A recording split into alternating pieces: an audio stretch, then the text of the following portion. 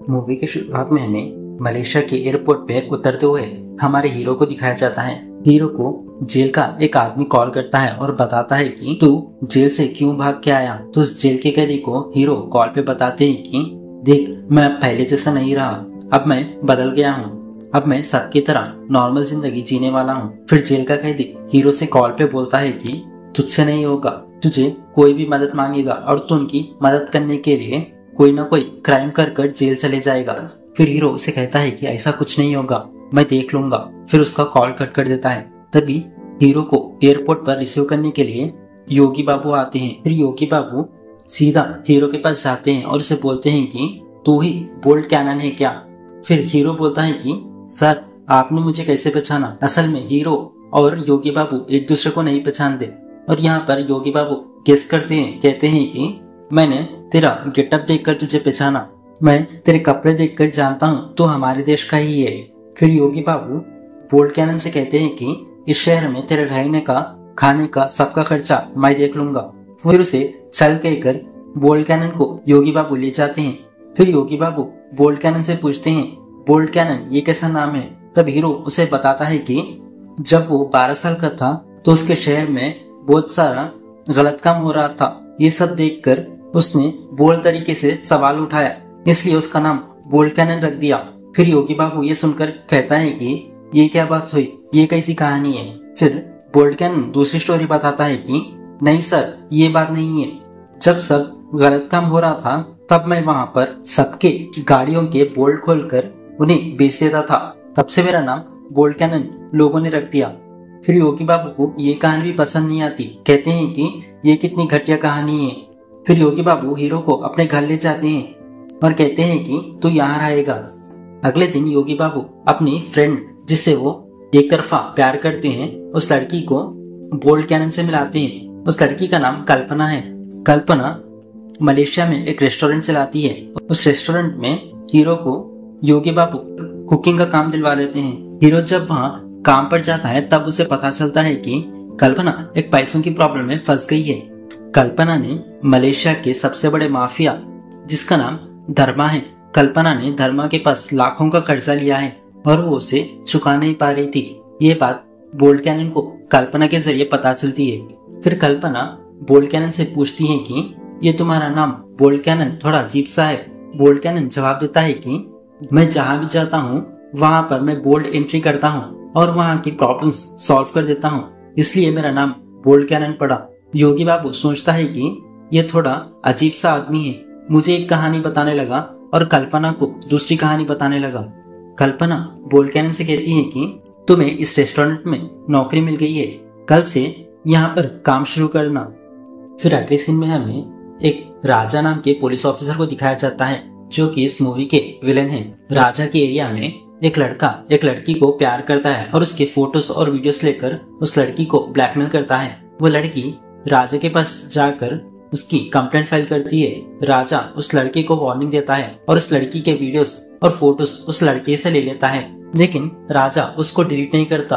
उसके बाद राजा खुद उस लड़की को ब्लैकमेल करता है और उसे कहता है कि मेरे पास आ जा, नहीं तो मैं ये वीडियोस और फोटोज सबको दिखा दूंगा। राजा उस लड़की को रोज ब्लैकमेल करता है और उस लड़की के साथ करीब आता है और एंजॉय करता है। उसके बाद बोल्ट कैनन बस में जाता है, वहाँ पहली बार रुकू से मिलता है।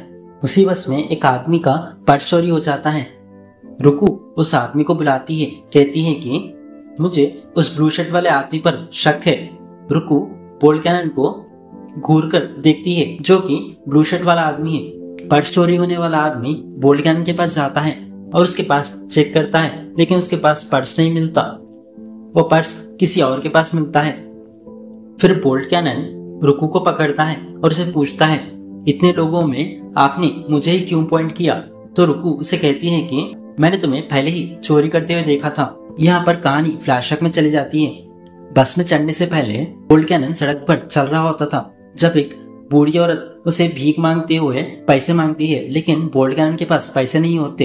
तो वहाँ पर एक आदमी का पर्स चुराता है और उसमें से पैसे निकालकर और उस आदमी को वापस पर्स देता है और कहता है कि ये आपका पर्स गिर गया था।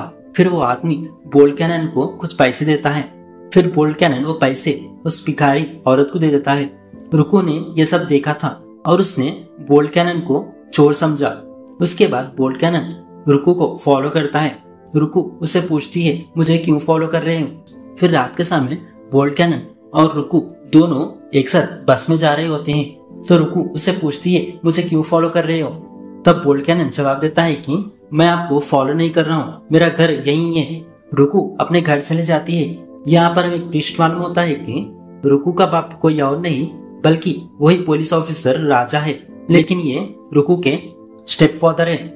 राजा रोज शराब पीता है और लड़कियों को घर ले आकर उनके साथ गलत काम करता है। रुकू भी अपनी कमाई कमा कर राजा को दे देती है। फिर एक दिन रुकू कैफे में काम करती रहती है। तब वहां पर कुछ राउडीज रुकू को छेड़ रहे होते हैं। तब वहां पर बोल्ट कैनन और कल्पना आती है।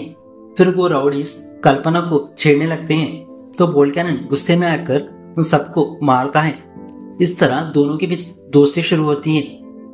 फिर अगले सीन में दोनों एक दूसरे को समझने लगते हैं और एक दूसरे को प्यार करने लगते हैं। रुकू बोल्ट कैनन को बताती है कि राजा मेरा असली बाप नहीं, मेरे असली बाप के मरने के बाद मेरी माँ ने राजा से शादी की थी, पर वो भी कुछ सालों के बाद मर गई। मेरे माँ के मरने के बाद मुझे राजा का असली चेहरा पता चला।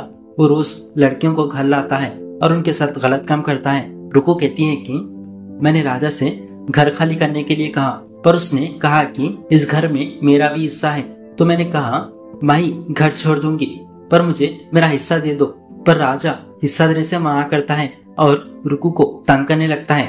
फिर राजा ने कहा कि अगर तुम मुझे मेरे हिस्से के पैसे दे दोगी तो मैं घर छोड़कर चले जाऊंगा, इसलिए मैं अपनी कमाई राजा को देती हूँ। बोल्ट कैनन ये सुनकर इमोशनल होता है और कहता है कि तुम इतनी छोटी उम्र में इतना दुख झेल रही हो। फिर अगले दिन बोल्ट कैनन रुकू के काम करने के प्लेस में चले जाता है और कहता है कि तुम्हारे सारे दुख जल्दी खत्म होंगे। फिर बोल्ट कैनन योगी बाबू से पूछता है, यहाँ कोई इंटरेस्ट पर पैसे देने वाला मिल सकता है क्या? योगी बाबू कहता है कि यहाँ इंटरेस्ट पर पैसे देने वाला एक ही है, वो कोई और नहीं बल्कि धर्मा है, पर उसका इंटरेस्ट बहुत ज्यादा है। फिर बोल्ट कैनन कहता है कि मैं पैसा रुकू के लिए ले रहा हूँ, बाद में देखा जाएगा कि कितना इंटरेस्ट होगा। दोनों धर्मा के घर जाते हैं, वह जहाँ कैसीनो खेला जा रहा होता है। बोल्ट कैनन योगी से $5 मांगता है और कहता है कि मैं इसे डबल कर तुम्हें वापस दे दूंगा। वो गेम खेलता है और पैसे डबल करता है और बोल्ट कैनन और ज्यादा गेम्स खेलकर पैसा डबल करते जाता है। ये चीज धर्मा देख लेता है और बोल्ट कैनन के पास आता है और कहता है कि एक गेम मेरे साथ खेलो। फिर धर्मा खुद बोल्ट कैनन से एक गेम खेलता है। फिर बोल्ट कैनन धर्मा को भी हरा देता है।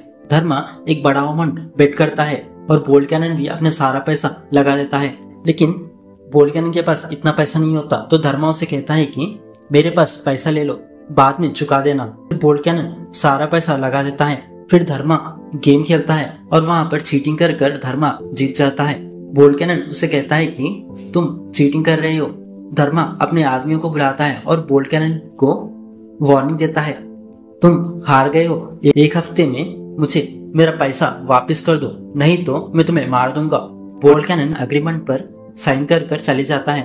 फिर योगी बाबू बोल्ट कैनन से कहता है कि मैंने मना किया था गेम खेलने से, तूने बेटिंग कर सारा पैसा हरा दिया। अब धर्मा तुझे और मुझे दोनों को मार देगा। तो बोल्ट कैनन कहता है कि मैंने ईमानदारी से गेम खेला था, उसने चीटिंग कर खेला है। अगर हम ये चीज पुलिस को बताएंगे भी तो भी कुछ फायदा नहीं होगा, वो अपनी पावर इस्तेमाल कर बाहर निकल जाएगा। इसे उसी के तरीके से सबक सिखाना होगा। फिर अगले दिन बोल्ट कैनन योगी बाबू से कहता है कि घबराओ मत, मेरे पास एक प्लान है। मैं यहाँ एक बैंक में चोरी करूंगा, इससे रुकू और कल्पना का कर्जा भी खत्म हो जाएगा और धर्म का कर्जा भी चुका दूंगा।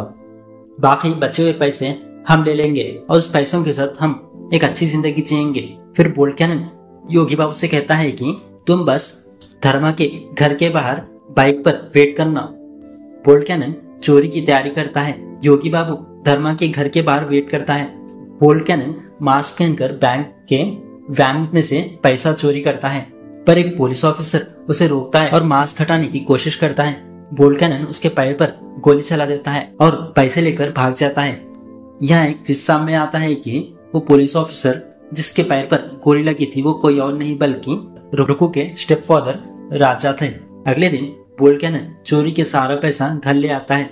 योगी बाबू पूछता है, अंदाजा ये कितना पैसा होगा? तो वोल्केनन कहता है कि न्यूज चैनल ऑन कर देखो, पता चल जाएगा कि कितना पैसा है। न्यूज चैनल खोलते हैं तो पता चलता है कि ये लगभग 40 करोड़ है।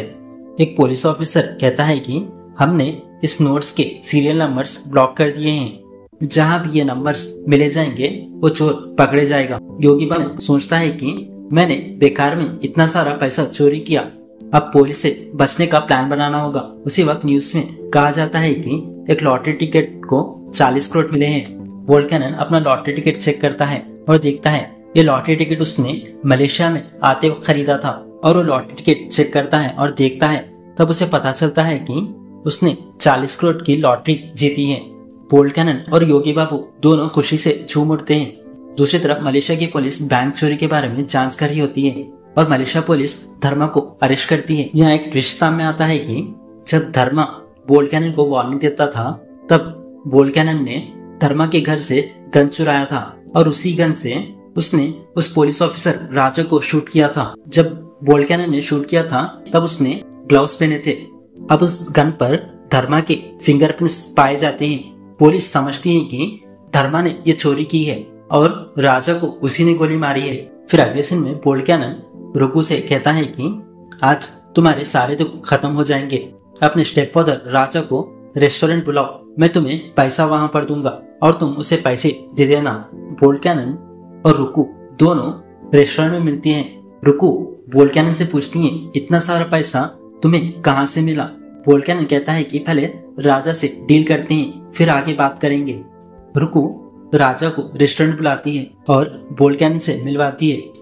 राजा वोल्केनन को देख के ही शॉक हो जाता है और कहता है कि उस दिन बैंक में चोरी करते वक्त मैंने तेरा चेहरा मिरर में देखा था। तुमने ही सारा पैसा चुराया है ना? अगर मैं बात बाहर बोल दूं तो तुम पकड़े जाओगे।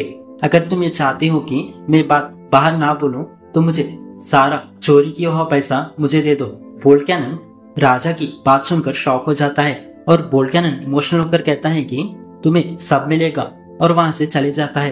अगले दिन धर्मा बेल पर छूट जाता है और योगी बाबू धर्मा के हाथों पकड़ा जाता है और योगी बाबू वहां पर सब कुछ बता देता है। धर्मा गुस्से में कहता है कि मुझे प्लान कर तुम लोगों ने ही अरेस्ट करवाया है ना, मैं तुम लोगों को नहीं छोड़ूंगा। तभी वहां पर धर्मा के आदमी को वोल्केनन दिखता है तो धर्मा के आदमी वोल्केनन को पकड़ने के लिए जाते हैं। फिर वोल्केनन सबको मारकर वहां से भाग जाता है और योगी बाबू भी वहां पर चुपके से भाग निकलता है।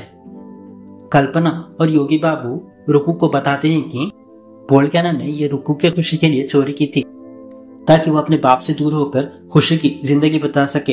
ये सुनकर रुकू इमोशनल होकर वोल्केनन को गले लगाती है। वोल्केनन सोचता है कि पुलिस मुझे ढूंढ रही है और धर्मा भी पैसे के लिए मेरे पीछे पड़ा है और मेरा पासपोर्ट और वीजा भी धर्मा के पास है। फिर अगले दिन में वोल्केनन, योगी बाबू, कल्पना और रुकू साथ मिलकर एक प्लान बनाते हैं। प्लान बनाने के बाद वोल्केनन कल्पना से कहता है कि कल्पना, तुम राजा को लड़कियों का शौक है, तुम उसे डिस्ट्रैक्ट कर उसके साथ टाइम बिताते रहो। फिर वोल्केनन रुकू से कहता है कि तुम पुलिस स्टेशन जाकर राजा के खिलाफ कंप्लेंट दर्ज करो कि वो तुम्हें फिजिकली और मेंटली टॉर्चर करता है।